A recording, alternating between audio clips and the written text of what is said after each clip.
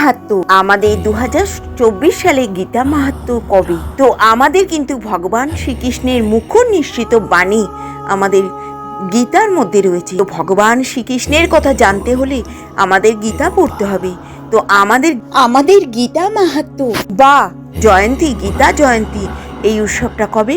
এটা হচ্ছে মোক্ষদা একাদশীর দিনকেই আমাদের গীতা জয়ন্তী মাহাত্ম্য উৎসব। সনাতন হিন্দু ধর্মে ভগবদ গীতার একটি অত্যন্ত গুরুত্বপূর্ণ পবিত্র পাঠ। ধর্মীয় বিশ্বাস অনুসারে মার্গশিষ্ট মাসের শুক্লপক্ষের একাদশীতে ভগবান শ্রীকৃষ্ণ অর্জুনকে ভগবদ গীতার ঐশ্বর্য দান প্রদান করেছিলেন। এই ঐতিহাসিক ঘটনাকে স্মরণ করতে প্রতি বছর গীতা জয়ন্তী পালিত হয়। সনাতন ধর্মে ভগবদ গীতাকে একটি অত্যন্ত গুরুত্বপূর্ণ পবিত্র পাঠ হিসাবে ধরা হয়। এবার আমাদের গীতা জয়ন্তী পালিত হবে কবে? প্রতি বছর গীতা জয়ন্তী মোক্ষদা একাদশীর সঙ্গে পালিত হয়। গীতা জয়ন্তী মার্গশীর্ষ মাসের শুক্লপক্ষের একাদশীতে পালিত হয়। উদয় তিথি অনুসারে 11ই ডিসেম্বর 2024 গীতা জয়ন্তী পালিত হবে। গীতা জয়ন্তীর দিন ব্রহ্ম মুহূর্তে খুব ভোরে ঘুম থেকে উঠে স্নান সেরে পরিষ্কার বস্ত্র পরিধান করে ভগবান শ্রীকৃষ্ণকে ভগবানের শরণাপন্ন হতে হবে। ভগবান শ্রীকৃষ্ণ, রাধা মাধব এবং আমাদের বিষ্ণু, জগন্নাথ দেব, নৃসিংহদেব, আমাদের ভগবানকে স্মরণ করতে হবে এই গীতা জয়ন্তীর দিনকে। ওই দিন আমাদের একাদশী পড়েছে এবং গীতা জয়ন্তী মহৎ উৎসব। অর্জুনকে ভগবান শ্রীকৃষ্ণ গীতার জ্ঞান দান করেছিলেন। এই গীতার জ্ঞান আমাদের দান করেছিলেন, এই ভগবদ গীতার জ্ঞান এই মোক্ষদা একাদশীর দিনকে পঞ্চাভিষেক করে এবং পঞ্চফলের অভিষেক করে গীতা ভগবান শ্রীকৃষ্ণ ধ্যান করতে হবে। সূর্যদেবকে জলদানও করতে হবে। শ্রীকৃষ্ণের মূর্তি বা ছবিতে শ্রীকৃষ্ণের ছবির মধ্যে চন্দন লাগিয়ে তুলসীপত্র অতি অবশ্যই ভগবানকে অর্পণ করতে হবে। শ্রীকৃষ্ণকে রাধা মাধব, বিষ্ণু, জগন্নাথ দেব, বলরাম, সুভদ্রা রানী এবং গৌরনীতাইকে আমাদের যেমন পঞ্চ অভিষেক করতে হবে, তেমনি তুলসীপত্র চন্দন লাগিয়ে ভগবানের সেই চরণে অর্পণ করতে হবে। ভগবদ্গীতা গ্রন্থের উপরে চন্দন তিলক লাগাতে হবে। গীতা জয়ন্তীর গুরুত্ব। গীতা জয়ন্তীর উৎসব হলো ভগবদ গীতার ঐশ্বর্য বার্তাকে স্মরণ ও আত্মীকরণ করার একটি দিন। এই দিনটি মোক্ষদা একাদশী হিসেবে পালিত হয়। এই যুদ্ধক্ষেত্রে অর্জুনকে দেয়া কৃষ্ণের শিক্ষা কেবল তার জন্য নয়, সমগ্র মানব জাতির জন্য অনুপ্রেরণা। গীতার 8টি অধ্যায় জীবনের প্রতিটি ক্ষেত্রে সাফল্য লাভের উপায় ব্যাখ্যা করা হয়েছে। এবার বলে দিই গীতা জয়ন্তী উৎসব আমাদের পড়েছে বাংলার 1431 সাল 25শে অঘ্রান আর 2024 সাল ইংরাজির 11ই ডিসেম্বর বুধবার গৌরী একাদশী, শ্রী ভগবদ গীতা জয়ন্তী মোক্ষদা একাদশীর দিনকেই আমাদের গীতা জয়ন্তী মহোৎসব পালন করা হবে। নমস্কার, ভগবান ধাম থেকে আবার একটা নতুন ভিডিওর মাধ্যমে চলে এলাম। আজকে আমি কোন ভিডিওটা নিয়ে এসেছি, আজকে যেটা হচ্ছে আমাদের গীতা জয়ন্তী মহোৎসব। কবে আমাদের গীতা জয়ন্তী মহোৎসব, কিভাবে পালন করব, কিছু মাহাত্ম্য আমার সঙ্গে লাস্ট অবধি থাকবেন। সকলে কেমন আছেন? ভালো আছেন তো? আমরাও ভগবানের আশীর্বাদে ভালো আছি। তো চলুন আমার সঙ্গে লাস্ট অবধি। কেউ যদি প্রতিদিন ভগবদ্গীতা পাঠ করেন বা শোনেন, মানে শ্রবণ করেন বা কাউকে শোনান, তাহলে কিন্তু এই ভগবদ গীতার পাঠের মাহাত্ম্য কিন্তু প্রচুর। তো তাকে কোনোদিন কিন্তু আর জমালয়ে যেতে হবে না, সে কিন্তু ভগবান ধাম প্রাপ্তি হতে পারবে। এবং গঙ্গা জলে যেরকম পবিত্র, সেই রকম ভগবদ গীতা পাঠ করলে নিজেকে ততটাই পবিত্র করা যায়। ভগবদ গীতার অধ্যয়নের জ্ঞানগুলো যদি আমাদের নিজেদের জীবনে প্রয়োগ করি, আমরা জানতে পারি, তাহলে কিন্তু ভগবান কিন্তু এই গীতার জ্ঞান দান করেছিলেন 5000 বছর পূর্বে। তো আমরা সূর্যদেবকে গীতার জ্ঞান, সূর্যদেবকে, বিভূষণকে 12 কোটি বছর পূর্বে এই গীতার জ্ঞান দান করেছিলেন। তাহলে 5000 বছর পূর্বে যে গীতার জ্ঞান শ্রীকৃষ্ণ দান করেছিলেন সেটা কি? এটা ভগবান কিন্তু বিভূষণকে প্রথম এই জ্ঞানটা দান করেছিলেন। তো আমাদের 4th অধ্যায়ে, ভগবদ গীতার 4th অধ্যায়ে কিন্তু এই জ্ঞানের কথা বলা হয়েছে। মানব জাতির পুত্র মনুকে কিন্তু বিভূষণ কিন্তু এই জ্ঞান দান করেছিলেন এবং এটা 12 কোটি বছর পূর্বে কিন্তু ভগবান শ্রীকৃষ্ণ বিভূষণকে এই গীতার জ্ঞান দান করেছিলেন। আর এই মনুকে দান করার পরে মনুর পুত্রকে মনু কিন্তু এই জ্ঞানটা তারপরে দান করেছিলেন। ইক্ষ্বাকুকে এই মনু কিন্তু দান করেছিলেন গীতার জ্ঞান তার 20 লক্ষ বছর পূর্বে। ভগবান কিন্তু বিভূষণকে অনেক বছর আগে কিন্তু এটা দান করেছিলেন। তারপরে বিভূষণ এটা কিন্তু মনুকে দান করেছিলেন, মনু তার পুত্র ইক্ষাকুকে দান করেছিলেন, কিন্তু এটা কিন্তু লুপ্ত হয়ে গেছিল, প্রায় হারিয়ে গেছিল। তখন ভগবান এই মোক্ষদা একাদশীর দিনকে আবার এই গীতার জ্ঞান দান করেছিলেন অর্জুনকে। ভগবান এই জ্ঞানটা দান করে সকল মানব জাতির উদ্দেশ্যে এই গীতার জ্ঞান মাহাত্ম্য, মানে যেটা আমরা গীতা জয়ন্তী বলতে পারি, গীতা মাহাত্ম্য বলতে পারি, গীতার জন্মদিন উৎসব, আমরা কিন্তু ওই দিনটাকে মোক্ষদা একাদশীর দিনে ভগবান আবার নতুন করে গীতার জ্ঞান দান করেছিল সমগ্র জাতির উদ্দেশ্যে, সমগ্র মানব জাতির উদ্দেশ্যে। সেই পরবর্তীকালে গীতার জ্ঞান দান করলেন মোক্ষদা একাদশীর দিনই।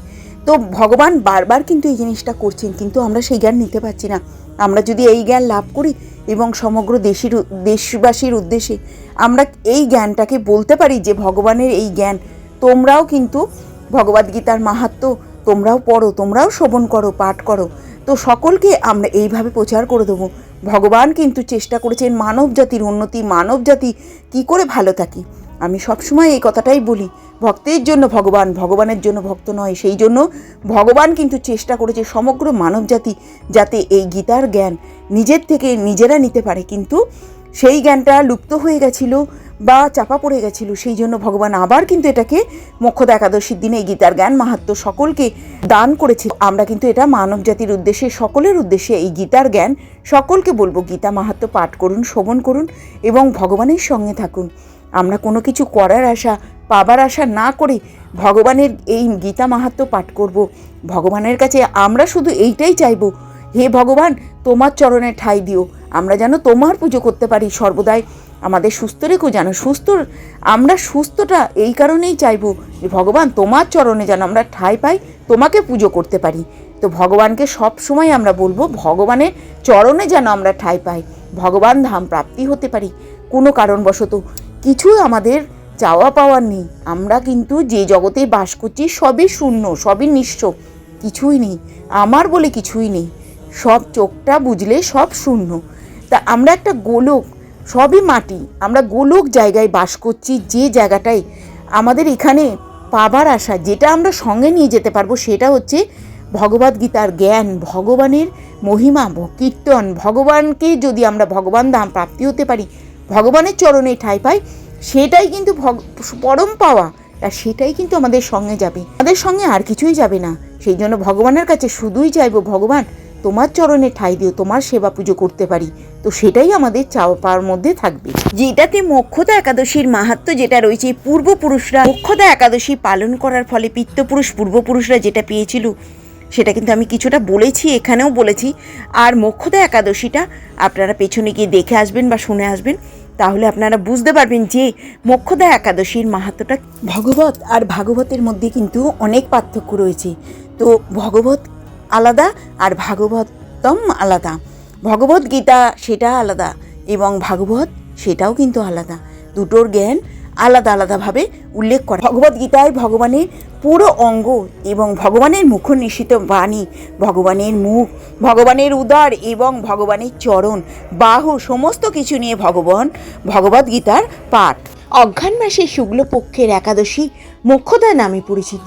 সেই মোক্ষদা একাদশীর দিনে আমাদের গীতা জয়ন্তী বা গীতা মাহাত্ম্য, ওই দিনকে আমাদের গীতার জন্ম। ভগবান শ্রীকৃষ্ণ গীতার জ্ঞান দান করেছিলেন ওই মোক্ষদা একাদশীর দিনকে। কৃষ্ণকে পুজো করলে গীতার জ্ঞান লাভ করা যায় এবং গীতা পড়লে শ্রীকৃষ্ণকে জানা যায়। তো আমরা গীতা জয়ন্তীর দিনকে আমরা কি করব? গীতা জয়ন্তীর দিনকে আমাদের তো গীতা পাঠ করতেই হবে, আর ওই দিনকে আমাদের রয়েছে মোক্ষদা একাদশী। আমরা সারা বছর গীতা পাঠ যারা করেন খুবই ভালো, না করলে একাদশীর দিন আগের দিন দ্বাদশীর দিনকে অতি অবশ্যই গীতা পাঠ করা উচিত। আর ওই দিন তো আমাদের মোক্ষদা একাদশী, আমাদের গীতা পাঠ করতেই হবে। গীতা থেকে আমরা জানতে পারি মানুষকে মায়ার ভাত থেকে সরিয়ে মায়ার জগৎ, জড় জগৎ এবং আত্মার জগৎ, এই জগৎ থেকে সরিয়ে ভগবানের শরণে কিভাবে আনতে হয় আমরা গীতায় জানতে পারবো। সফলতার পথে নিয়ে যান আমাদের এই চিন্ময় জগৎ, আত্মার জগৎ। আমরা কিন্তু এই জগৎ থেকে আমরা না সরলে ভগবানকে জানতে পারবো না। মহাভারতের যুদ্ধের সময় ভগবান শ্রীকৃষ্ণ অর্জুনকে গীতার জ্ঞান দান করেছিলেন। আমাদের এই চিন্ময় জগতে আমরা কিন্তু আধ্যাত্মিক জগতে কখনোই প্রবেশ করতে পারবো না। নিজেকে যদি আমরা ভগবানের শরণাপন্ন না হই, আমরা এই চিন্ময় জগৎ থেকে আধ্যাত্মিক জগতে আমরা প্রবেশ করতে পারবো। গীতা জয়ন্তীর দিনে ভগবান শ্রীকৃষ্ণ অর্জুনকে ন্যায় অন্যায়ের জ্ঞানটা বুঝিয়ে দিয়েছিলেন, কোনটা ন্যায় কোনটা অন্যায়, এবং আধ্যাত্মিক জগতে ভগবানকে প্রবেশ করিয়েছিলেন অর্জুন। জাগতিক আসক্তি থেকে অর্জুনকে মুক্ত করেছিলেন। কৃষ্ণ রথের সারথি হয়েছিলেন, সেই জন্য অর্জুনের চোখের জল পড়ার আগেই ভগবান গীতার জ্ঞান প্রচার করেছিলেন, এবং সেই জন্যই অর্জুন সুন্দর করে যুদ্ধক্ষেত্রে যুদ্ধ করতে পেরেছিল। তারপরে অর্জুন কৌরবদের পরাজিত করতে পেরেছিল। গীতায় এত শক্তি আছে যে গীতা পড়লে মানুষ ভালো খারাপের আধ্যাত্মিক এবং চিন্ময় জগৎ সমস্ত কিছু জ্ঞান অর্জন করতে পারবে, এবং কোনটা আধ্যাত্মিক কোনটা চিন্ময় কোনটা ভালো কোনটা খারাপ সমস্ত কিছু জ্ঞান কিন্তু এখানে গীতায় আছে, এবং ভগবানের মুখের বাণী। তো এইগুলো জানলে কিন্তু মানুষ সঠিক পথেই চলতে পারবে। গীতা পড়লে আধ্যাত্মিক জগতের অনেক জ্ঞান আমরা সংগ্রহ করতে পারবো, ভালো খারাপ বোঝা যাবে, সুখী সাফল্য জীবনযাপন করা যাবে। হিন্দু ধর্মে বেদ পুরাণের মতন দখল করে রেখেছেন আমাদের এই ভগবদ্গীতা, গুরুত্ব দখল করে রেখেছেন শ্রীমদ্ ভগবদ্গীতা। একাদশীর তিথিতে গীতা জয়ন্তী পালিত করা হয় আমাদের, এবং এই জন্য সকল বাধা দূর করে আমাদের এই ভগবদ্গীতা জয়ন্তী উৎসব পালন করব এবং ভগবানের সঙ্গে থাকব। তো গীতা জয়ন্তী উৎসব পালন করলে আমাদের সকল বাধা দূর হবে। ভগবদ্গীতা হিন্দু ধর্মের পবিত্র ধর্মগ্রন্থ, এবং ধর্মগ্রন্থটি মহাকাব্য রামায়ণেরও একটি অংশ। অর্জুন এবং দেবতা কৃষ্ণের মধ্যে কথোপকথন রয়েছে। শুধুমাত্র দার্শনিক নয়, বরং আধ্যাত্মিক পথ প্রদান করেন, এবং যিনি ভগবদ্গীতা লিখেছেন তিনি হলেন ব্যাস। লেখক বিশ্বাসযোগ্যতার কাছে থেকে যান। ব্যাস যিনি ভগবদ্গীতা লিখেছেন হিন্দু ধর্মের একজন পরিচিত ব্যক্তিত্ব। মহাভারতের রচনার জন্যও তিনি খুবই পরিচিত। ভগবদ্গীতার পাঠগুলো কর্তব্য, নৈতিকতা, মূল্যবোধ অপরিহার্য কৃষ্ণের দ্বারা ভাগ করে শিক্ষা সার্বজনীন বার্তাগুলো এখানে ধরা হয়েছে। গীতার জ্ঞান প্রদর্শন করা কোনো প্রত্যাশা ছাড়াই নিজের দায়িত্ব পালনের তাৎপর্য দেখায়। ভগবদ্গীতা পণ্ডিতদের মধ্যে জটিল উত্তপ্ত অনেক বিখ্যাত লেখক দার্শনিক গীতার উপর তাদের শিক্ষা নিয়ে এসেছেন। মহাকাব্যে রামায়ণের মহর্ষি ব্যাসদেব যিনি ভগবদ্গীতা লিখেছেন, গ্রন্থগুলি লিখেছেন, তিনি ভগবান কৃষ্ণ অর্জুনের মতন সঞ্চয় কথোপকথনের উপর ভিত্তি করে পবিত্র পাঠগুলি রচনা করেছিলেন, এবং 5000 বছর আগে বিখ্যাত মহাভারতের একটি অংশ তিনি ভগবদ্গীতা লিখেছেন। তিনি গভীর জ্ঞানের ঋষি, তাই উত্তরাধিকার গীতার বাইরেও বিস্তৃত। তিনি প্রাচীন জ্ঞান আধ্যাত্মিকতার শিক্ষক প্রতীক। গীতার একজন পুরাতন লেখক হিসাবে তিনি জ্ঞানকে ইতিহাসের পাতায় আবির্ভূত করেছিলেন। এই পবিত্র গ্রন্থি অনুচ্ছেদের যোগে যিনি ভগবদ্গীতা লিখেছেন তিনি মোক্ষ ও ভক্তির ধারণাগুলি উল্লেখ করেছেন। সংস্কৃত যুগের এই গীতার জ্ঞানকে অবিচ্ছিন্ন যোগসূত্র হিসাবে সমর্থন করা যায়। সময়ের সাথে অনুপ্রাণিত হয়ে কালিজয়ী সত্যর একজন রক্ষক হিসাবে ভূমিকাও প্রমাণ করেন। ভগবান কৃষ্ণ অর্জুনের সাথে তার জ্ঞান ও শিক্ষা ভাগ করে নিয়েছিলেন। যিনি বিভ্রান্ত ছিলেন, অর্জুনের নৈতিক বোধ বিপর্যস্ত হয়েছিলেন, এবং 18 অধ্যায় কভার করার প্রতিটি কথাগুলো থিমগুলো বিভিন্ন দিকে কাজ করেছিল। ভগবদ্গীতার শব্দ দার্শনিক নৈতিক প্রশ্ন নিয়ে রয়েছে, কিভাবে ধার্মিক এবং উদ্দেশ্যপূর্ণ জীবনযাপন করতে হয় নির্দেশনা। এটি বাস্তবতা নিজের জীবনে চূড়ান্ত লক্ষ্য। কৃষ্ণ অর্জুনকে একজন যোদ্ধা হিসেবে তার দায়িত্ব পালন করেছিলেন, ন্যায় বিচারের জন্য লড়াই করতে উৎসাহিত করেছিলেন। যুদ্ধের সাথে আত্মীয় প্রিয়জনদের বিরুদ্ধে যুদ্ধ করার জড়িত পরিস্থিতিতে ভগবান কৃষ্ণ ধর্মের ধারণায় পরিবর্তন করেন, যা ভগবতীর কি এবং সংখ্যা দায়িত্ব কে ভগবত্ব লিখেছেন কৃষ্ণ আর যোগ করেছেন। আমাদের অবশ্যই তা করতে হবে, কারণ মহাজাগতিক আদেশে একটি অংশ মাত্র। একজন ব্যক্তি চূড়ান্ত কর্তা নয়, শুধুমাত্র প্রভু। ভগবদ্গীতার শ্লোকগুলি নির্দেশিত নৈতিক পথে বিভক্ত। এতে ভক্তি, জ্ঞান এবং শৃঙ্খলাবদ্ধ কর্ম এর পথে অন্তর্ভুক্ত হয়েছেন।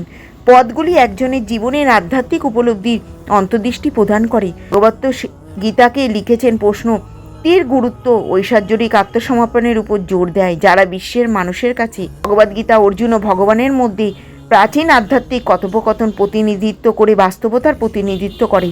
এটি মানবিকতার এবং বাস্তবতার এবং প্রজ্ঞার সাধনা নিয়ে আলোচনা করে। জীবনের পরিবর্তন, আবেগ এবং জীবনের জটিলতা যোগ অভ্যাসকে পরিবর্তন করে, অস্তিত্বের প্রশ্ন করার অধিকারের উপর জোর দেয়। গীতা তার বহু বর্ষজীবী দর্শন এবং অভিব্যক্তির জন্য তাৎপর্যপূর্ণ, যা সমস্ত দর্শন জুড়ে একটি সর্বজনীন সত্য, মহাজাগতিক চেতনার সাথে স্বতন্ত্র চেতনার ঐক্য। এটি শেখায় যে জীবনের উদ্দেশ্য হল আত্ম উপলব্ধি, অস্তিত্বের আত্মাধিক ভিত্তিও বোঝায়, শান্তি নয়। পুণ্যজন্মের মতন তীর মাধ্যমে শেখা। ভগবদ গীতা কে লিখেছেন সেটা তো আমরা জানলামই।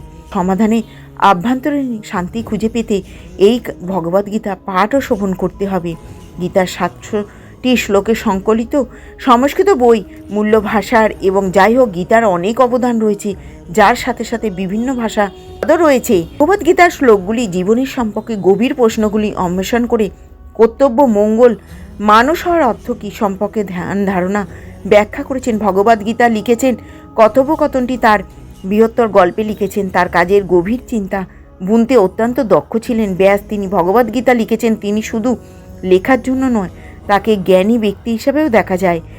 কাজ এবং নিরবধি জ্ঞান ভাগ করে বহু মানুষের আধ্যাত্মিক এবং বৈদিক জীবনের রূপ নিয়েছেন। একজন মহান সঙ্গীত মতন ব্যাসদেবের প্রভাবে দেখায় যে কতটা দীর্ঘস্থায়ী শক্তিশালী জ্ঞান হতে পারে। ভগবদ্গীতা একটি পবিত্র হিন্দু ধর্মগ্রন্থ মহাকাব্য। ভগবদ্গীতা একটি পবিত্র হিন্দু ধর্মগ্রন্থ মহাকাব্য, মহাভারতের অংশ। এটি খ্রিস্টপূর্ব প্রথমের শেষ ভাগে এটা লেখা হয়েছিল। এর মধ্যে ভগবান অর্জুন কৃষ্ণর গভীর জ্ঞান প্রদান করেছিলেন। এই জ্ঞান গর্ভ কথোপকথন কুরুক্ষেত্রের যুদ্ধক্ষেত্রে উৎসাহিত হয়েছিল। আধ্যাত্মিক মুক্তির বিভিন্ন পথ এর মধ্যে খোঁজা যায়। 175টি ভাষায় প্রথম ইংরেজিতে উপস্থাপিত হয়। 1785 সালে এটা 100টি শ্লোকের সমন্বয়ে এই কালজয়ী দার্শনিক নিদর্শন কাজ করেন। গীতা মননশীলতা, ধর্ম ও ধারণার উপর জোর দেয়। এটি আধ্যাত্মিক উপলব্ধির জন্য জ্ঞান, ভক্তি, কর্মযোগের মধ্যে বিভিন্ন যোগীর পথের সন্ধান করেন। প্রাথমিকভাবে অর্জুন হনুমান সঞ্চয় এবং বারবারিকা শুনেছিলেন। ভগবদ্গীতার বর্ণনাটি শ্রদ্ধেয়। ভগবদ্গীতা একটি শ্রদ্ধেয় হিন্দু ধর্মের জীবনের জটিলতা গভীর অন্তর্দৃষ্টি প্রদান করেন। 5টি মূল পাঠ এবং আয়াতগুলি থেকে নিশ্চিত পেশাদার, ছাত্র, উদ্যত এবং জ্ঞান অন্বেষণী সকলের জীবনে সমৃদ্ধ করতে পারেন। অর্জুন কৃষ্ণ কথোপকথনের কর্তব্য, ন্যায়পরায়ণতা, আধ্যাত্মিক মুক্তির পথে বিষয়গুলো ভগবদ্গীতা এবং তাৎপর্য রয়েছে। গণেশ হলেন সেই ব্যক্তি যিনি ভগবদ্গীতা লিখেছেন। যেমন ভগবান ব্যাস এটি বর্ণনা করেছেন এবং গণেশ সেটিকে লিখে প্রকাশ করেছিলেন পরিবর্তন করে। ভগবদ্গীতার পাণ্ডুলিপি হারিয়ে গেল বলে মনে করা হয়। প্রাচীনতম টিকে থাকা পাণ্ডুলিপিটি ইংল্যান্ডের অক্সফোর্ড বিশ্ববিদ্যালয়ে রয়েছে।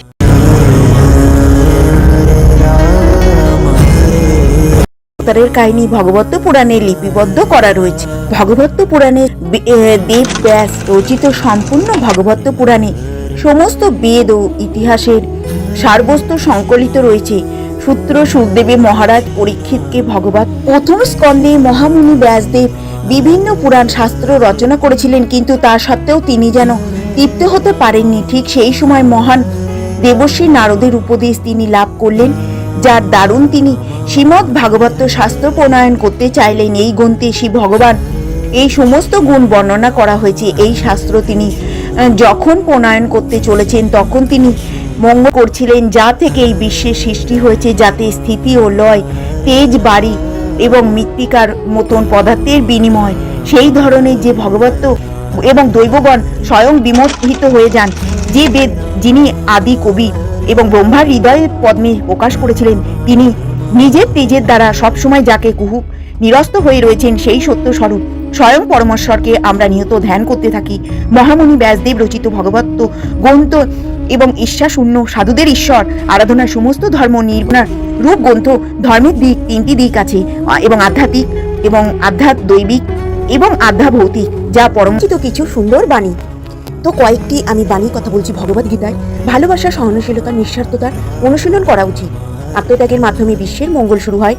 কর্মমুখী হন এবং ফলাফল ভিত্তি নয়। মানুষকে পরিচালিত করার জন্য এবং সর্বজনীন কল্যাণের লক্ষ্যে আমাদের দায়িত্ব পালন করা উচিত। যে জন্মেছে তার মৃত্যু যেমন নিশ্চিত, তেমনি নিতের জন্য জন্ম নিশ্চিত। এতএব যা অনিবার্য তার জন্য দুঃখ করা উচিত নয়। ইন্দ্রিয় বস্তুর সংমিশ্রণ থেকে প্রাপ্ত সুখ সর্বদাই দুর্দশার কারণ এবং সর্বদাই এড়ানো উচিত। নিঃস্বার্থ সেবার মাধ্যমে আপনি সর্বদা ফলপ্রসূত হবেন এবং আপনার ইচ্ছা পরিপূর্ণতা পাবে। একটি ভারসাম্যপূর্ণ জীবনযাপন করুন, এটা শান্তি আনবেই। অহংকার যত বড়ই হোক, মন তত ছোট হয়। আপনি যদি মহান হতে চান, মহান ইতিবাচক চিন্তা করুন, তাহলে মহান হওয়া যা আত্মনিয়োগ সাফল্যের মন্ত্র, স্বার্থপর কর্ম বিশ্বকে বন্দী করে, ব্যক্তিগত লাভের চিন্তা না করে নিঃস্বার্থভাবে কাজ করা উচিত। যা হয়েছে ভালোর জন্য হয়েছে, যা হবে সেটা ভালোর জন্যই হবে, যা ঘটবে সেটাও ভালোর জন্যই ঘটবে। শান্ততা, ভদ্রতা, নিরাপত্তা, আত্মসংযম ও বিশুদ্ধতা এগুলি হলো মনের শৃঙ্খলতা। আত্মা ধ্বংসের ঊর্ধ্বে কেউ চিরস্থায়ী আত্মার অবসান ঘটাতে পারে না। পরিপূর্ণতার সাথে অন্য কারোর জীবনকে অনুকরণ করে বেঁচে থাকার চেয়ে আপনার জীবনের ভাগ্যকে পরিপূর্ণ অসম্পূর্ণভাবে বাঁচানোই ভালো। সেই ব্যক্তি শান্তি উপলব্ধি করে যে সমস্ত আকাঙ্ক্ষা পরিত্যাগ করে, লোভ ছাড়া বিদ্যমান এবং নশ্বর অহং এবং তার আমারত্ব বোধের শাস্তে অপরিচিত। জীবনের সম্পর্কে গীতা আমাদের কি বলে? ভগবদ্গীতা আমাদের বিশুদ্ধতা এবং শক্তি, শৃঙ্খলতা, সত্যতা, দয়া, সততার সাথে জীবনযাপন করতে উৎসাহিত করে। এইভাবে আমরা আমাদের উদ্দেশ্য খুঁজে পেতে পারি এবং সম্পূর্ণ জীবনযাপন করতে পারি। গীতার কিছু নৈতিক মূল্য কি? সত্যবাদিতা এবং অহিংসা, পরিচ্ছন্নতা, তপস্যা হলো 4টি মৌলিক সর্বজনীন নৈতিকতা। ভগবদ্গীতার ভগবানের কৃষ্ণ ঘোষণা করেছেন জন্য আত্মধ্বংসের নরকে নিয়ে যাওয়ার 3টি দরজা রয়েছে: কাম, ক্রোধ, লোভ। এই 3টি জিনিসই করা পাপ, যা আমাদের ত্যাগ করা উচিত সব সময়। শ্রীকৃষ্ণের মুখ্য নিঃসৃত বাণী হলো ভগবদ্গীতা। হিন্দু ধর্মের ভগবদ্গীতা একটি অত্যন্ত মূল্যবান গ্রন্থ। ভগবদ্গীতার বাণী যদি কেউ জীবনে অনুসরণ করেন, তার জীবনের সফলতা কেউ আটকাতে পারবে না। বলা হয়, জীবনে যদি কোনো সমস্যা এসে থাকে, যদি হতাশা গ্রাস করে, তাহলে ভগবদ্গীতা পাঠ করো। পৃথিবীতে এমন কোনো সমস্যা নেই যার সমাধান ভগবদ্গীতাতে নেই। এটি একটি দর্শন যা অতীতের সকল বিপ্লবদের অনুপ্রাণিত করেছে, বর্তমান অনেকেই মহৎ প্রাণ মানুষকে অনুপ্রাণিত করেছে, ভবিষ্যৎ প্রজন্মকে অনুপ্রাণিত করেছে। ভগবদ্গীতা যিনি সঠিকভাবে পাঠ করবেন এবং যিনি যথাযথভাবে এই গীতার অর্থ উপলব্ধি করবেন, তিনি নিশ্চিতভাবেই একজন আদর্শ মানুষ হয়ে উঠবেন। তাই সকল ধর্ম, বর্ণ, জাতি ভেদাভেদ ভুলে প্রতিটি মানুষের উচিত ভগবদ্গীতা পাঠ করা। ভগবদ্গীতা আমাদের জীবনের সম্পর্কে জ্ঞান দেয়। এই জীবন সম্পর্কে জ্ঞান আমাদের প্রত্যেকটি মানুষের জন্য ভীষণ দরকার। উন্নত চরিত্র, উদার মানসিকতা তৈরিতে এই জ্ঞান ভীষণভাবে সাহায্য করে। কর্মফলের আশা ত্যাগ না করে শিক্ষা দান করা উচিত, শিক্ষা নেওয়া উচিত। আমরা কোনো কাজ করার সঙ্গে সঙ্গেই আমাদের মনের মধ্যে সৃষ্টি হয় এই কাজটি ফলের প্রতি কামনা। ভগবদ্গীতা বলে, কর্মফলের আশা ত্যাগ করে কর্ম করে যাওয়া উচিত, কারণ কর্মের ফল আমাদের হাতে থাকে না, একমাত্র কর্ম আমাদের হাতে থাকে। তাই কর্মফলকে আমরা নিয়ন্ত্রণ করতে পারি না। কর্মফলের আশা ত্যাগ করে যদি আমরা একই কর্ম বারবার করে যাই, তাহলে জীবনে সফলতা এলেও আমরা ভারাক্রান্ত হব না। এইভাবে আশা ত্যাগ করে কর্ম করতে করতে একদিন আমরা সফল হবই। জীবনে শান্তি আসবে। কি করলে আমরা শান্তি পাবো? ভগবদ্গীতায় বলা হয়েছে যে হিংসা, লোভ, কামনা ত্যাগ করলে আপনি জীবনে শান্তি খুঁজে পাবেন। প্রকৃতপক্ষে আমরা যখন অসুখী হই, তখন আমরা নিজেদের জীবনের সঙ্গে অন্য কারোর জীবনে তুলনা করি, অন্য কারোর সুখে আমরা ঈর্ষান্বিত করে হিংসাবোধ করি। তখনই আমরা নিজেদেরকে দুঃখী বলে মনে করি। সুখ শান্তি পেতে গেলে সবার আগে লোভ, লালসা, হিংসা, কামনাকে বর্জন করতে হবে। জীবনে সুখী কি করে হবেন? কারোর থেকে কিছু পাওয়ার আশা ত্যাগ করুন। নীরবে শুধু নিজের কর্তব্যটুকু করে যান। জীবনের সম্পদ, অসুবিধা কিছুই আপনি নিজে বেছে নিতে পারেন না। জীবনে আপনাকে যা দেবে সেটাই আপনার মেনে নেওয়া প্রয়োজন। এই বিষয়গুলি আপনার পূর্বকৃত কর্মফলের সাথে ঘনিষ্ঠভাবে সম্পর্কিত। তাই কারোর কাছে কিছু আশা করবেন না এবং সুখী হওয়ার জন্য এটি একটি উত্তম পন্থা। ক্রোধ ত্যাগ করা উচিত। ভগবদ্গীতায় বলা হয়েছে ক্রোধ মানুষের জন্য ক্ষতিকারক। ক্রোধকে আসরিক শক্তি বলা হয়। দেখুন, আজকের দিনে ভগবদ্গীতায় বলা হয়েছে প্রতিটি মানুষ নিজে নিজের কর্ম অনুসারে ফল ভোগ করে। তাই সৎ ব্যক্তি জীবনের দুঃখ দেখেও কখনো অসৎ জীবন যাপন করা উচিত নয়। মনে রাখবেন, সৎ জীবনযাপন করাটাই হলো সুখের ও শান্তি। গভীরভাবে ভেবে দেখতে গেলে মহাভারতে যুধিষ্ঠির, পঞ্চপাণ্ডব 13 বছর বনবাস ভোগ করেছিলেন। তখন ওনারা ভোগ করেছিলেন অতিশয় কষ্ট। তখন কৌরবরা কত পাপ করার পরেও রাজ্যের মধ্যে ভোগ বিলাসে মত্ত ছিলেন, কিন্তু ভেবে দেখুন তাদের মনে শান্তি ছিল না। দ্রৌপদীর অভিশাপ, পঞ্চপাণ্ডব করা প্রতিজ্ঞা তাদের মনের মধ্যে ভয়ের সঞ্চার করেছিল। আবার কুরুক্ষেত্রের যুদ্ধের শেষের দিন পাপের জন্য কৌরবরা নির্বংশ হয়ে গেল। তাই বলা হয়, ভগবানের বিচার দেরিতে হয় কিন্তু আদালতে যথাযথ হয়। ভগবদ্গীতায় বলা হয়েছে ভগবদ্গীতা যদি কিঞ্চিত মাত্র যদি কেউ পাঠ করেন বা শ্রবণ করেন, তাকে আর নরক বাস পতিত হবে না এবং তিনি স্বর্গেই বাস করবেন। এবং ভগবদ্গীতা এতটাই মাহাত্ম্য, গঙ্গা জল যেমন কিঞ্চিত যদি আপনি পান করেন, ভগবদ্গীতা অধ্যয়ন করেন বা শ্রবণ করেন বা কাউকে পড়ে শোনান বা কারোর কাছ থেকে আপনি শুনলেন, সেটাও খুব মাহাত্ম্য। তাহলে তাকে যমলোকে বা নরকে বা জমালয়ে তাকে আর যেতে হবে না, সে ভগবান ধাম প্রাপ্তি হতে পারবেন। আর গীতা জয়ন্তীর দিনে যদি গীতা পাঠ করা হয়, তার মাহাত্ম্য অনেক। 5000 বছর পূর্বে ভগবান শ্রীকৃষ্ণ অর্জুনকে এই গীতা জয়ন্তী মহোৎসব তাকে বলেছিলেন এবং এটা হচ্ছে তখন থেকেই শুরু হয়েছিল গীতা জয়ন্তী মহোৎসব। চাঁদ্রমে চলে আসছে। সূর্যদেব বিভূষমানকে 12 কোটি বছর পূর্বে এটা দান করেছিলেন। তারপরে এটা বিলুপ্ত হয়ে গেছিল। তারপরে এটা ভগবান কুরুক্ষেত্রের যুদ্ধে সকলকে মনুষ্যদের কিভাবে কৃপা করার জন্য, সেটা কিন্তু পরবর্তীকালে এটা পুনরায় গীতার জ্ঞান 5000 বছর পূর্বে এটা অর্জুনকে কুরুক্ষেত্রের যুদ্ধে তখন এটা দান করেছিলেন বা বলেছিলেন এই গীতার জ্ঞানটা, এটা প্রায় লুপ্ত হয়ে গেছিল। আর তারপরে এই গীতার জ্ঞান আমাদের সকলের। ভগবদ গীতা শুধু বই বা পাঠ্যপুস্তক সেটা নয়, কিন্তু ওটা হচ্ছে ভগবানের মুখ নিঃসৃত বাণী এবং ভগবান স্বয়ং ওই গীতার মধ্যে বিরাজমান। সেই জন্য ভগবদ গীতা আমরা কিন্তু শুধু পাঠ বা শুনবো সেটা নয়, আমরা কিন্তু ওটাকে মনের মধ্যে গেঁথে নেবো, ভগবানকে জানবো। ভগবানকে জানার আগ্রহ আমাদের ওই গীতার মধ্যে সমস্ত কিছু আছে এবং আমাদের এই জগতের অনেক কিছু ওর মধ্যে আছে যেটা আমরা জানি না। তাই ভগবদ গীতা পাঠ আমরা কিন্তু খুব সুন্দর করে করবো। পাঠ করবো মানে বই পড়া নয়, সেটার জ্ঞান আমরা অধ্যয়ন করবো, ভগবদ গীতার জ্ঞান, আর সেটাকে আমরা ভগবদ গীতা তাৎপর্য সহকারে অধ্যয়ন করতে হবে। তাহলে ভগবান কি বলেছেন এর মধ্যে আমরা সেটা জানতে পারবো। এবং কাউকে যদি এটা হচ্ছে বলতেও চান, শোনাতেও চান, তাহলে এটা অনুবাদটা ভালো করে বুঝিয়ে সুন্দর করে বুঝিয়ে দেবেন, তাহলে তারও আগ্রহ হবে এই ভগবদ গীতা শোনার জন্য। আর এটা কিন্তু খুবই সহজভাবে অধ্যয়ন করা আছে। অনেকে বৈষ্ণব হতে পারেননি, অনেকে ভগবানের সেবা সেইভাবে করতে পারছেন না, বা নিরামিষ ভোজন হতে পারছেন না, বা প্রসাদ ভগবানের প্রসাদ পাচ্ছেন না। তো মুখনিঃসৃত বাণী এটা যদি পড়েন বা জানেন, ভগবান সেই জায়গায় আপনাকে নিয়ে যাবে বা ভগবানের চরণে আশ্রয় দেবে। ভগবদ গীতা, ভগবান ইচ্ছা ছাড়া গাছের একটি পাতাও নড়ে না, তাই যা ইচ্ছা সব কিছু মঙ্গলময়। হয়তো আপনার খারাপ প্রভাবটি দেখছেন, মঙ্গলময় প্রভাবটি দেখতে পাচ্ছেন না, কিন্তু এটা একটা দীর্ঘ সময় পাওয়ার পর এটি একটি খারাপ ঘটনার মধ্যে দিয়ে আপনিও ভালো প্রভাব দেখতে পাবেন। যেমন বন্ধুর সাথে বিশ্বাসঘাতকতা করলে আপনি ভাবলেন এটি আপনার সঙ্গে খুব বড় খারাপ হলো, কিন্তু ভেবে দেখুন আজ বন্ধুটি দ্বারা আপনার ছোট ক্ষতি হলো, ভবিষ্যতে সেই বন্ধুটি আপনার আরো বড় কোনো ক্ষতি করতে পারে। ঈশ্বর আপনাকে সচেতন করে দিল, আপনি অনিষ্ট ভাবছেন, তা আসলে আপনারই মঙ্গল। ভগবদ্গীতায় বলা হয়েছে অন্যায় দেখতে গেলেই অবশ্যই প্রতিবাদ করতে হবে, অন্যায়ের বিরুদ্ধে গর্জন করে উঠতে হবে। চুপচাপ অন্যায় সহ্য করাটা যতটা পাপ, এবং অন্যায় চুপচাপ যেটা সহ্য করা পাপ করাটাও তেমনি তার থেকে বেশি পাপ। যে পাপ ভীষ্ম দ্রোণাচার্য এনারা করেছিলেন, কুরুক্ষেত্রের যুদ্ধে এদের বীরত্ব কোনো কাজে আসেনি। সংযত আচরণ করা, অন্যায়ের বিরুদ্ধে প্রতিবাদ করা অবশ্যই উচিত, কিন্তু তার সাথে মাথায় রাখতে হবে যে আপনার আচরণ ব্যবহার কথার দ্বারা যেন কোনো নিরপরাধ ব্যতীত না হয়। গীতায় বলা হয়েছে বিনয় অহিংসার মানুষের ধর্ম, কিন্তু অন্যায় দেখলে মুখ বুঝিয়ে কখনোই সহ্য করাও সবসময় উচিত না, কিছু কিছু সময় একটু কথা বলাও উচিত। অর্থাৎ কখন আপনি আপনার আচরণের মধ্যে দিয়ে বিনয় আনবেন, কখন গর্জে উঠবেন তা আপনাকেই নির্ধারিত করতে হবে। স্থান, কাল, পাত্র বিশেষ দুটিকে নির্বাচন করতে হবে। দুমুখের সাথে একটি বিনয় চলবে না, এমনকি স্বভাবত দুর্বল চিত্তের সাথে রূপ আচরণ করা চলবে না। আপনার যাবতীয় আচরণকে সংযত করা শিক্ষা দিয়ে ভগবদ্গীতায় আমাদের সকল জিনিসের মধ্যে সেই মঙ্গলময় ইতিবাচক জিনিসটি খোঁজার কথা বলেছে। এই ভগবদ্গীতাকে যিনি উপলব্ধি করবেন তিনি কখনো হতাশাগ্রস্ত হবেন না, কখনো জীবন যুদ্ধে হেরে যাবেন না, পরিশেষে জয় তার হবে, কেউ আটকাতে পারবে না এই জয়। প্রথম স্কন্ধ থেকে জানা যায় সেই ভগবত যে গ্রন্থটি সেটি দেবরূপ এবং কল্পবৃক্ষের গলিত ফল। সেই গলিত ফলই সুখদেবের মুখ থেকে পতিত হয়ে পড়েছে পৃথিবীতে। যে রসিক পাঠাগর এবং পাঠকগণ আপনারা অমৃত দ্রব্য সংযুক্ত এবং রসময় ফল রূপ এবং বেদবাড়ি শ্রবণের পরেও বারবার পান করতে চাইবেন বিষ্ণু ক্ষেত্রে যার নাম নৈমিষারণ্য, সেই অরণ্য এবং সৌনিক প্রমুখ ঋষিরা সহস্র বছর যাবৎ একটি যজ্ঞের অনুষ্ঠান করে চলেছিলেন।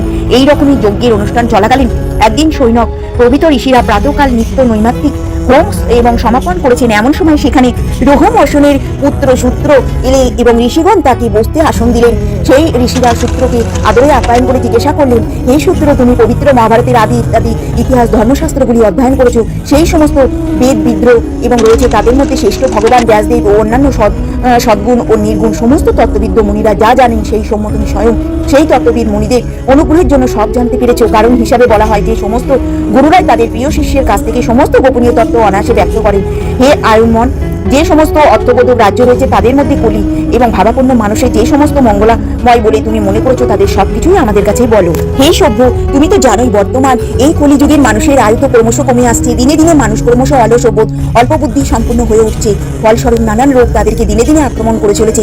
পৃথিবীর বিভিন্ন শাস্ত্র বিভিন্ন কর্ম তাদের শ্রবণের বিষয় বিবিধ কথা বলা হয়েছে। হে সুজন, আগে উল্লেখিত বিষয়গুলোর মধ্যে যা সারবস্তু সমস্ত মানুষের কাছে তা কাঙ্ক্ষিত তুমি তা সমস্ত ব্যক্ত করো। হে সূত্র, ভগবান তোমার সদাই মঙ্গল করুন। সমস্ত ভক্তগণের পালক পিতা স্বয়ং ভগবান বিষ্ণু যে কাজ করবার জন্য বাসুদেবের পত্নী এবং কংসের প্রিয় ভগ্নীকে দেবকীর গর্ভে অবতীর্ণ করেছেন সে নিশ্চয় তোমার অজানা নয়। এই মায়াময় ঘর সংসার প্রভাবে পতিত সমস্ত মানুষ বিবশে বশীভূত হয়ে যার নাম উচ্চারণ করলে সমস্ত ভয় থেকে মুক্ত লাভ করে। যে ভগবানের পদমিশ্রিত পাদপদ্মে মুনি তাদের চরণ প্রান্তে উপনীত সমস্ত দর্শনগণকে দর্শন মাত্র পবিত্র করেন। সংখ্যাদি পূর্ণ বাড়িযুক্ত নদী তীর্থ বারবার স্নানের দ্বারা তাদের পবিত্র করে থাকেন। উচ্চারণ এবং উচ্চারিত যত পূর্ণ শ্লোকসমূহ প্রসংহিত কর্ম সেই ভগবান যে অতি গোপনীয় শ্রী ভগবত পুরাণে বলেছেন, মুনিদের মধ্যে মহামুনি সমস্ত গুণীদের মধ্যে যিনি মহাগুণী সেই সুখদেবকে আমি সশ্রদ্ধ প্রণাম জানাচ্ছি। হে পবিত্র অমূল্য গ্রন্থ, যার প্রভাব অতুলনীয় অসাধারণীয় প্রভাবে যা পরিপূর্ণ, যা সমস্ত শ্রুতির সারবস্তু, যার তুলনীয় গ্রন্থ আর কিছু নেই, যা বলা হয় এক এবং অদ্বিতীয়, যা অধ্যাত্ম তত্ত্ব এবং মূলক সমস্ত বিষয়ের প্রকাশক, সেই অমূল্য পবিত্র গ্রন্থ যিনি বর্তমানে আমি উচ্চারণ করব। হে নারায়ণের মধ্যে উত্তম দেবী সরস্বতী মনীষী ব্যাসদেবকে নমস্কার জানিয়ে এই মায়াময় সমস্ত বিশ্বের সংসারে জয় করার পারা যায় এবং অন্ধকারের মূল কারণ স্বরূপ সংসারের মায়াময় দুঃখ সমস্ত কষ্ট হরণ করতে পারা যায় এমন পবিত্র অমূল্য বিশ্বজগতের এমন গ্রন্থ পাঠ করবেন। হে মুনিগণ, আপনাদের এই সুন্দর শান্তিদায়ক পূর্ণ প্রশ্নে আমার চিত্র সত্যিই বিমোহিত হয়েছে। আপনি আমাকে শ্রীকৃষ্ণ বিষয়ে প্রশ্ন করেছেন এবং কোনো ইন্দ্র দ্বারা স্পর্শযোগ্য নয় সেই অতীন্দ্র বা ভগবানের প্রতি ভক্তি প্রদর্শন করাই সংসারের জীবমাত্রে সবার সমস্ত জীবের পরম ধর্ম। এই ভক্তিকে প্রদাহিত করা যায় না। এইরূপ ভগবানের প্রতি ভক্তির দ্বারাই আত্মার এবং সামগ্রিকভাবে প্রসন্নতা লাভ করে। ভগবান বাসুদেবের প্রতি ভক্তি প্রদর্শন করলে জীব সমাজের বৈরাগ্য অহেতুক জ্ঞানের সঞ্চার ঘটে। সমস্ত ধর্ম এবং প্রথম থেকে শুদ্ধরূপে এবং সুষ্ঠুরূপে অনুষ্ঠিত হলে যদি কৃষ্ণের কথা শুনে ভগবানের ভক্তি উৎপন্ন না হয়ে থাকে তাহলে সেটাকে বলা হয় পণ্ডশ্রম। এবং কোনো কিছুর প্রতি পবিত্র কোনো কিছুর নিবৃত্তিকে বলা হয় ধর্মের ফল। ভোগের ফল বলতে শুধু ইন্দ্রকে এবং সমূহকে চরিতার্থ করা বোঝায়, যা সমস্ত ইন্দ্র উপভোক্ত নয়। এক্ষেত্রে বলা হয় যার যতটুকু জীবন ধারণ করা সম্ভব ঠিক ততটাই গ্রহণ করতে হবে, এর অতিরিক্ত অগ্রহণযোগ্য। সমস্ত তত্ত্ববিদেরা তাকেই তত্ত্ব বলে থাকেন, যা অদ্বিতীয়, যা একই জ্ঞান।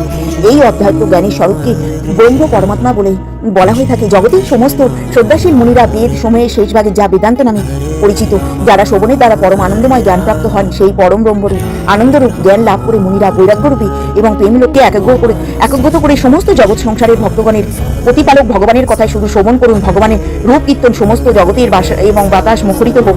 যে পরম দেব যার অনুষ্ঠান অর্থাৎ চিন্তামাত্র বিবেকগণ অহংকারের যার অনুধান অর্থাৎ চিন্তামাত্র বিবেকীগণ অহংকারের দরুন উদ্ধৃত কর্ম এবং গ্রন্থি করে থাকেন, তার কথা শুনতে কেউই আগাম পরম সৌভাগ্য হয়। কিন্তু আবার মহৎ সেয়াকে সেই পরমাত্মা ঈশ্বর যখন সৃষ্টিগোচর হয়ে যান তখন মানুষের হৃদয়ে সমস্ত গ্রন্থি সময়ের বিকাশ সাধন ঘটে। পরমাত্মা বা বিশ্বাসের আগমন দারুণ এবং ঘটায় দারুণ পাপজনিত সকল সংশয়ের অবসান ঘটে।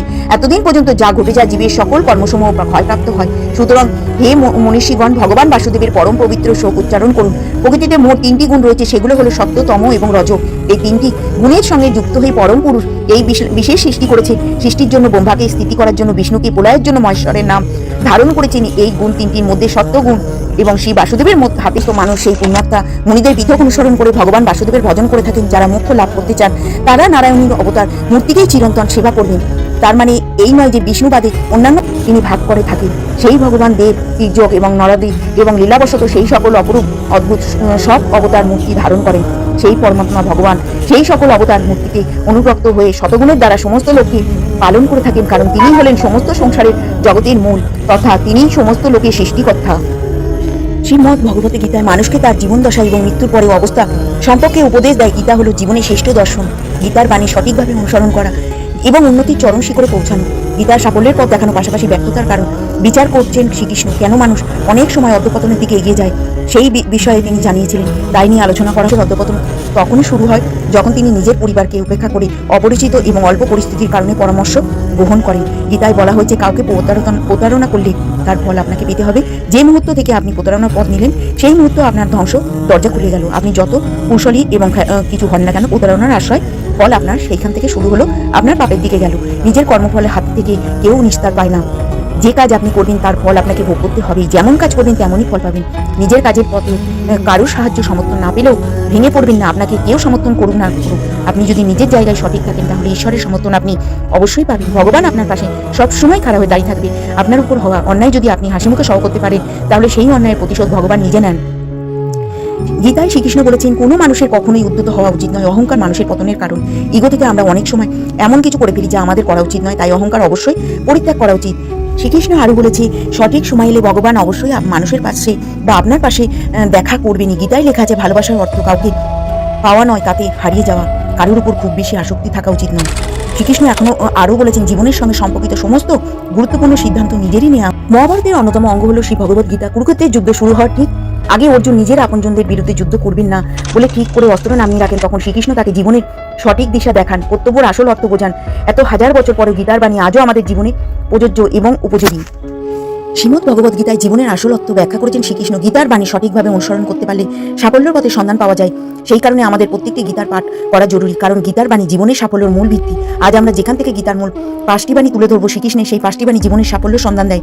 কখনো আপনি আপনার জীবনের সংকট মুখে পড়বেন না, তাই গীতার বাণী আপনাকে আশ্রয় দিতে পারবে। গীতার বাণী অবশ্যই আপনার জীবনে কঠিন সময় থেকে বেরিয়ে আসতে সঠিক পথ যোগাবে, এবং গীতার বাণী আপনার জীবনের সকল সমস্যা দূর করে সুখী সাফল্যের দিকে। এবং গীতার 5টি বাণী আমি বলবো। জীবনে জন্মের মতন মৃত্যু অবধারিত। গীতার কৃষ্ণ বলেছেন, গীতায় কৃষ্ণ বলেছেন, জীবনে যার জন্ম হয়েছে তার মৃত্যু হবে, তাই তার মৃত্যুর কথা ভেবে আতঙ্কিত হওয়ার কিছু নেই। প্রিয়জনদের মৃত্যুতে ভেঙে পড়া ঠিক নয়। কোনো মানুষের সবাইকে সন্দেহের চোখে দেখা, এটা একটা প্রবণতা থাকে। কোনো কারণ ছাড়াই এরা সবাইকে সন্দেহ করেন, কিন্তু যার অন্যকে সন্দেহ করেন তারা জীবনে কখনো খুশি হতে পারেন না বা সুখী হতে পারেন না। এবং অন্যকে সন্দেহের চোখে দেখলেই সম্পর্কে ভালোবাসার পরিস্থিতি এবং পারস্পরিক আত্মা নষ্ট হয়ে যায়। তাই গীতায় শ্রীকৃষ্ণ অকারণেই সন্দেহ ত্যাগ করার কথা পরামর্শ দিয়েছেন।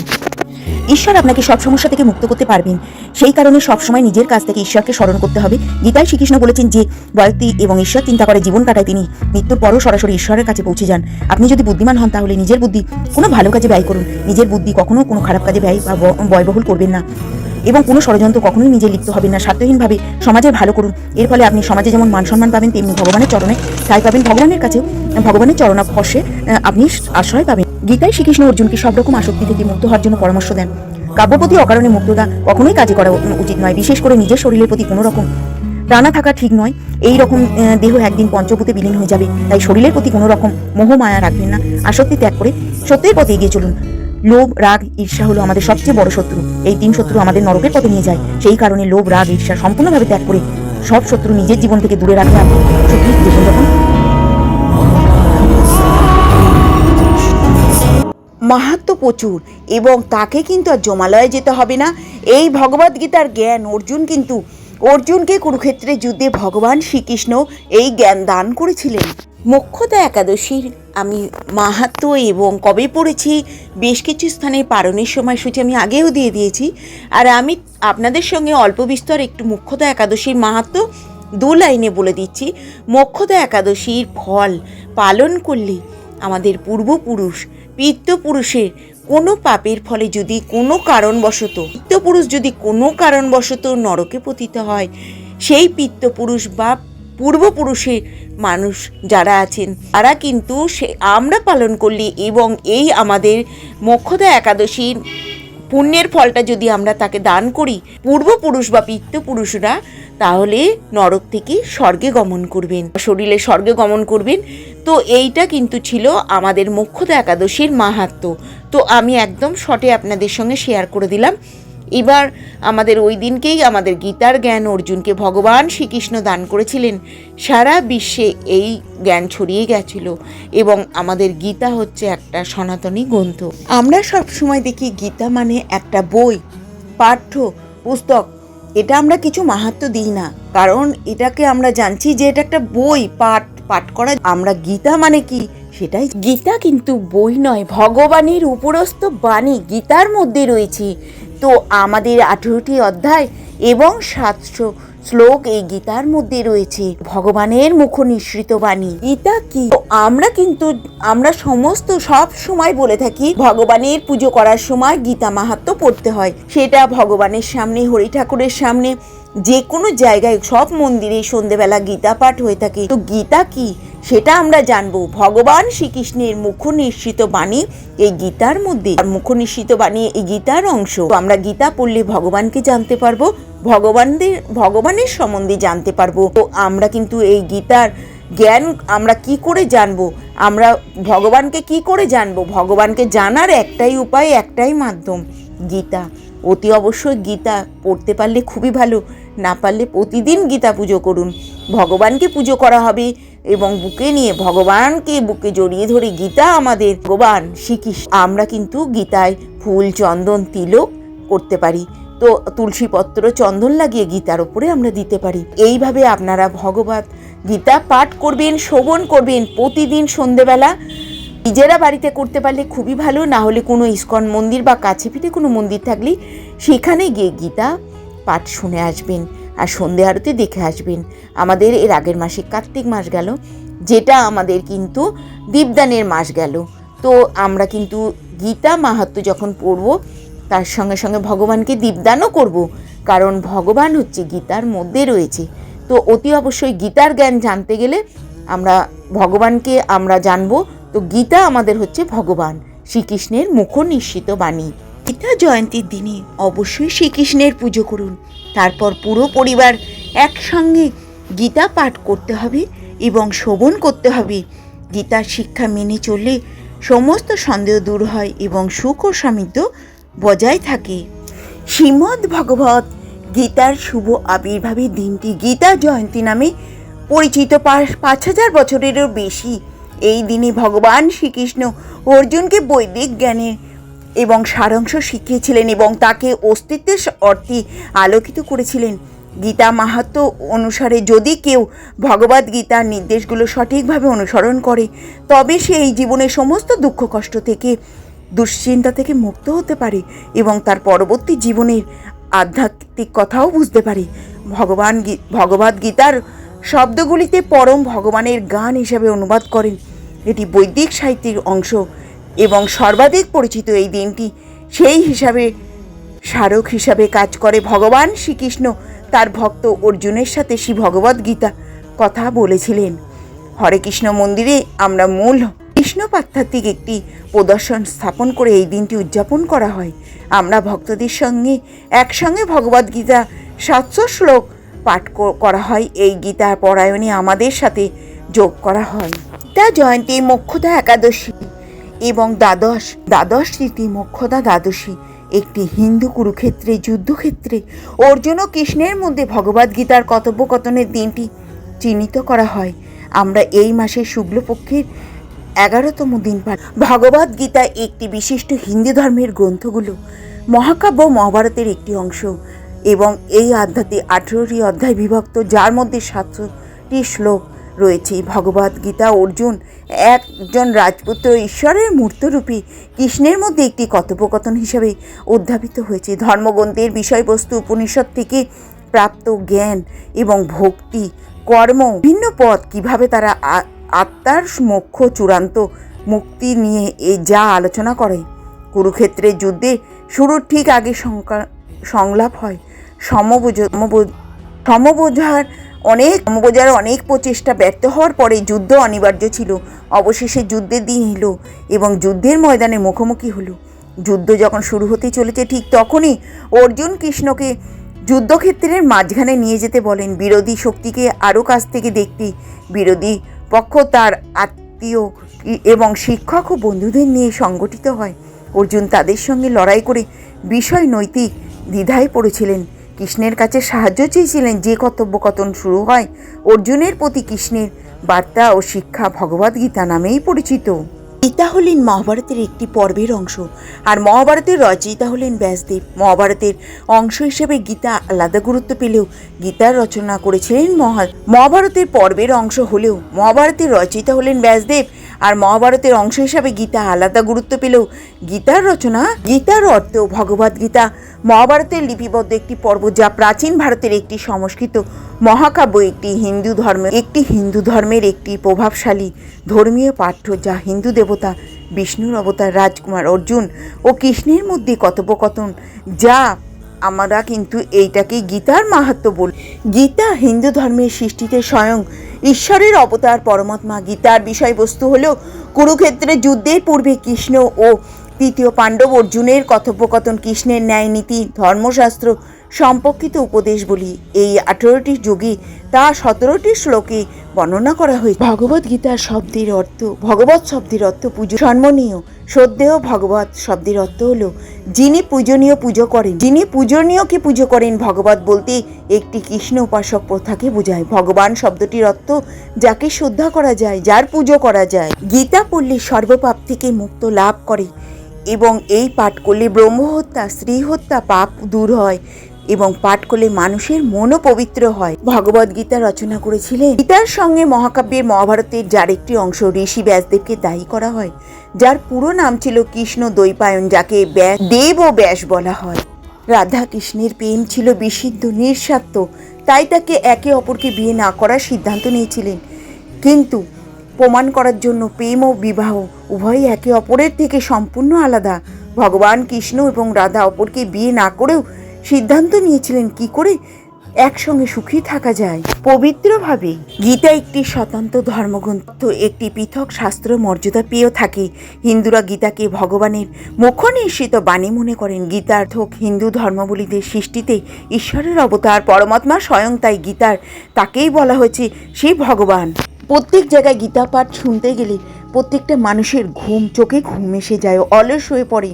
এর কারণ বস্তুগত এবং মন প্রাথমিকগতভাবে ঈশ্বরের চিন্তায় ততটা আনন্দ পাওয়া যায় না যতটা সে ইন্দ্র বস্তুকে উপভোগ করার সময় পায়।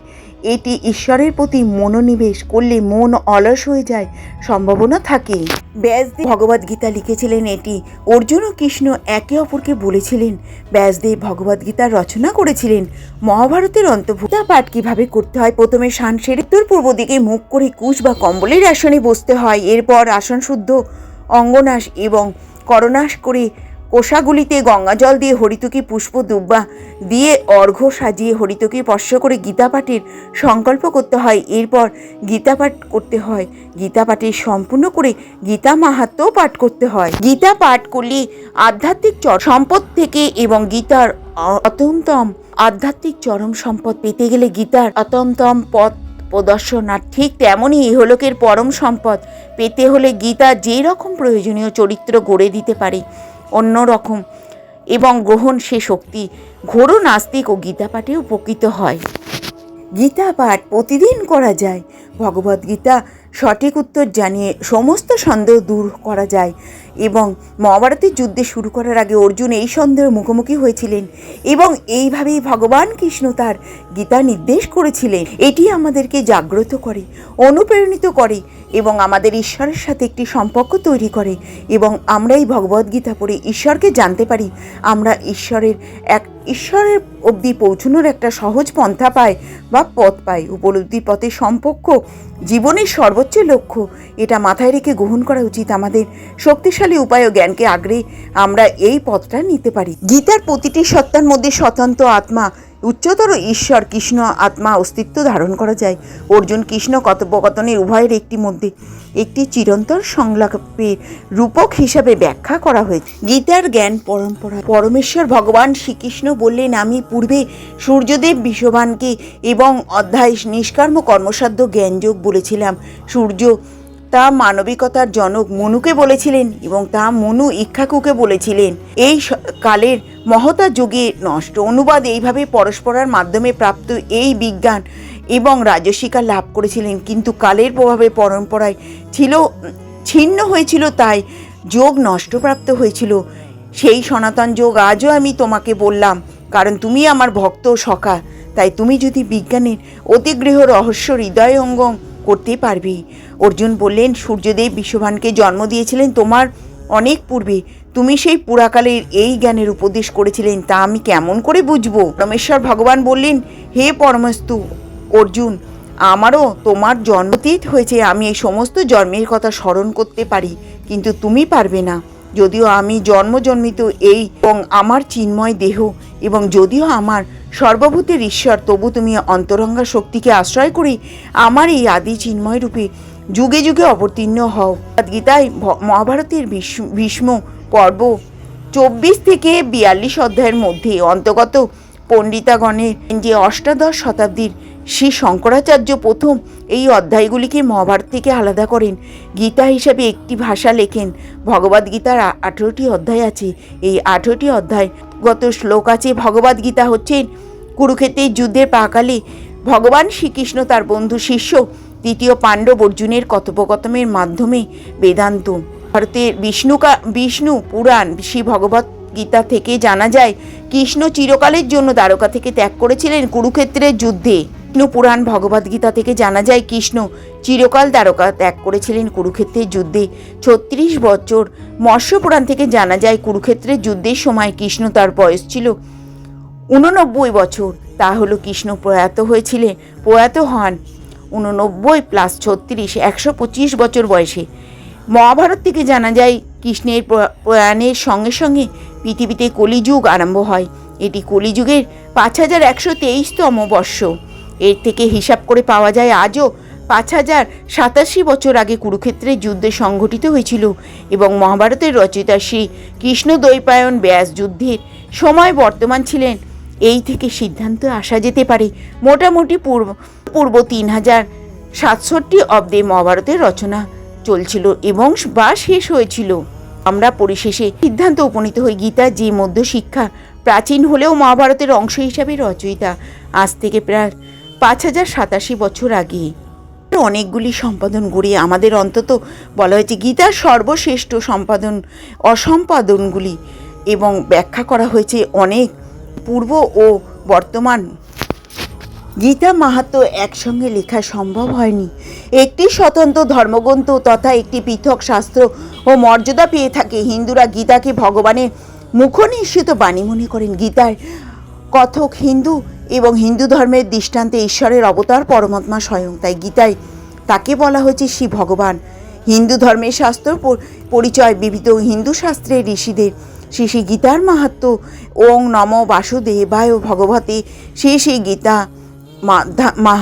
মাহাত ঋষি বললেন, হে সূত্র, পুরাকালে নারায়ণ ক্ষেত্রে বসিয়া মহামুনি ব্যাস আপনাকে নিকটে গীতা মাহাত্ম্য যেরূপ বলিয়াছিলেন তা আপনি কৃপা করে আমার কাছে বলুন। অনুবাদ সূত্রে বললেন, আপনি যে মঙ্গলময় পরম এবং গুহতম উত্তম বিষয় জিজ্ঞাসা করলেন সেই অতন্তরে গীতা মাহাত্ম্য বলিতে কাহার সামর্থ্য আছে? কৃষ্ণ জানেন ইহা অর্জুন ব্যাসদেব যাগ লক্ষ্য মিথ্যা অন্য শবন এবং আর কোনো কানে শুনিয়া লেশ মাত্র বিতর্ক আমি ব্যাসদেবের মুখে যা শুনেছি আমি তাহা এই কীর্তন করিতেছি। সমস্ত উপনিষদ ধেনুস্বরূপ শ্রীকৃষ্ণ হলেন দোহান কর্তা, অর্জুন ইহার বশর আর মুগ্ধ হলেন। শ্রীকৃষ্ণ অর্জুনের সারথি পথে প্রতিষ্ঠিত হয়ে জগতের উপকার রূপে গীতারূপে অমৃত দান করেছেন। সেই শ্রীকৃষ্ণ রূপ পরম ব্রহ্মকে প্রণাম করি। যাহারা দিবানিশি গীতা পাঠ ও শ্রবণ করেন তারা মানুষের নহে এবং নিশ্চিত দেবতা ইহে জানিবে। গীতাকে অবলম্বন করিয়া শ্রীকৃষ্ণ অর্জুনের নিকট জ্ঞান শাস্ত্রে এবং সদ্গুণ নির্গুণ ব্রহ্মের তত্ত্বজ্ঞান বলিয়েছিলেন। গীতার 18 অধ্যায়ের ভক্তি ও ভক্তির দ্বারা ঈর্ষিত এইরূপ ক্রমে ক্রমে প্রেম ভক্তি আদি কর্ম সকল উঠিয়া চিত্ররূপে হইয়া থাকে। যে গীতাশাস্ত্র জানেন না তাহার অপেক্ষা অধম আর কেউ নেই। তাহার পবিত্র ধিক কর্ম এবং প্রতিষ্ঠা পুজো দান মান মাহাত্মে গীতাশাস্ত্রে মন নাই। ব্রত পণ্ডিতের এই কথাটাই বলে থাকেন তাহার জ্ঞানদাতা। ভগবদ্গীতার 700 শ্লোকের ধর্মগ্রন্থ, তাই একে সপ্তপদী বলা হয়। এটি সংস্কৃত মহাকাব্য মহাভারতের অংশ। এটি ভীমপূর্ব নামে মহাভারতের ষষ্ঠ পূর্বের 23-40 অধ্যায়ে গঠিত। গ্রন্থটি খ্রিস্টপূর্ব প্রথম দ্বিতীয়ার্ধে চরিত্র স্বতন্ত্র ধর্মগ্রন্থ। তারা পৃথক শাস্ত্র মর্যাদা পেয়ে থাকে। হিন্দুরা গীতাকে ভগবানের মুখনিঃসৃত বাণী মনে করেন। মানব ধর্ম দর্শন সাহিত্যের ইতিহাসে গীতা এক বিশেষ স্থান অধিকার করে। গীতার কথক হিন্দু এবং কৃষ্ণ হিন্দুদের দৃষ্টিতে ঈশ্বরের অবতার পরমাত্মা স্বয়ং, তাই গীতায় তাকে বলা হয় ভগবান। কৃষ্ণ পাণ্ডব রাজকুমার অর্জুনের কথোপকথন কুরুক্ষেত্রের যুদ্ধে শুরুর ঠিক আগে শত্রুপক্ষে আত্মীয় বন্ধু গুরুকে দেখে অর্জুন এবং কিং কর্তব্য বিস্মিত হয়ে পড়েছিলেন। এই সময় কৃষ্ণ তাকে ক্ষত্রিয় যোদ্ধার ধর্ম স্মরণ করিয়ে দিয়েছিলেন।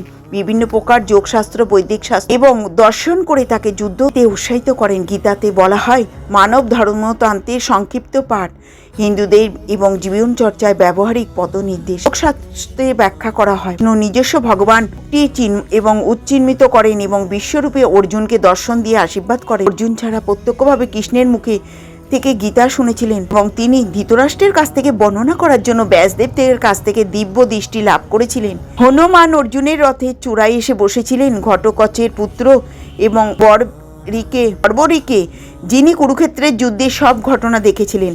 গীতাতে উপনিষদে বলা হয় গীতা উপনিষদ, যা বৈদিক সাহিত্যিক অন্তর্গত। উপনিষদ নামধারী ধর্মগ্রন্থগুলো প্রতি শাস্ত্রের অন্তর্গত হলেও মহাভারতের অংশ বলে এবং স্মৃতিশাস্ত্রের অন্তর্গত। আবার উপনিষদের শিক্ষার সারবস্তু গীতা সংকলিত হয়েছে বলে বলা হয়। উপনিষদ সমূহে উপনিষদ গীতাকে মোক্ষশাস্ত্র নামেও অভিহিত। ঈশ্বরের সাথে একটি সম্পর্ক রয়েছে উপলব্ধি করা, যে সম্পর্কটি জীবনের সর্বোচ্চ লক্ষ্য। এটি মাথায় রেখে গীতা গ্রহণ করা আমাদের সবচেয়ে শক্তিশালী উপায়ে এর জ্ঞানকে আগড়ে দেয়।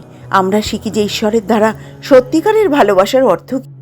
ভগবদ্গীতাকে কেন্দ্র করে হিন্দু এবং মার্কসিস্টে আমরা কিন্তু অঘ্রাণ মাসের শুক্লপক্ষের মোক্ষদা একাদশীর দিনে উদযাপিত কুরুক্ষেত্রের যুদ্ধে শ্রীকৃষ্ণ অর্জুনের কাছে ভগবদ্গীতার জ্ঞান প্রদান করেছিলেন। এই দিনটিকে মহান করে এবং স্মরণ করে অর্জুনের কাছে ভগবদ্গীতার জ্ঞান প্রদান করেছিলেন, এই দিনটিকে স্মরণ করে উদযাপিত করতে হয় এই ভগবদ্গীতা। ইস্কনের প্রতিষ্ঠাতা ভক্তি বেদান্ত স্বামী প্রভুপাদ দ্বারা ভগবদ্গীতার আরেকটি অনুবাদ, এটি 1968 সালে এবং পাবলিশ হয়েছিল ম্যাকমিলিয়ান দ্বারা। ভগবদ্গীতা ইটস ইস নামে ইংরেজিতে প্রকাশিত হয়েছিল প্রথম। বইটি বাংলায় অনুবাদ করেন ভক্তি চারুস্বামী প্রভুপাদ। এখন এটি 80টিরও বেশি ভাষা উপলব্ধি করে আরও 28টি অনুবাদ কাজ রয়েছে। 25 থেকে 42তম অধ্যায় শ্রী ভগবতের নামে পরিচিত গীতা ভীষ্ম পর্বের অন্তর্গত হলেও বর্তমানে এটি স্বতন্ত্র গ্রন্থের রূপে স্বীকৃত। গীতা ভগবান শ্রীকৃষ্ণের মুখনিসৃত বাণী। এরকম দেহ একদিন পঞ্চভূতে বিলীন হয়ে যাবে, তাই শরীরের প্রতি কোনো রকম মোহ মায়া রাখবেন না। আসক্তি ত্যাগ করে সত্যের পথে এগিয়ে চলুন। লোভ, রাগ, ঈর্ষা হলো আমাদের সবচেয়ে বড় শত্রু। এই 3 শত্রু আমাদের নরকের পথে নিয়ে যায়। সেই কারণে লোভ, রাগ, ঈর্ষা সম্পূর্ণভাবে ত্যাগ করে সব শত্রু নিজের জীবন থেকে দূরে রাখলে আপনি সুখী জীবনযাপন করতে পারবেন। এই হচ্ছে আজকের ভিডিওটা, আমি এই পর্যন্তই রাখলাম। সকলে ভালো থাকবেন। গীতার সম্বন্ধে বললাম এবং গীতার শ্রীকৃষ্ণের মুখনিসৃত কিছু বাণী আপনাদের সঙ্গে বললাম। বলে ভালো থাকবেন, সুস্থ থাকবেন। আবার একটা নতুন ভিডিওর মাধ্যমে চলে আসবো। নমস্কার।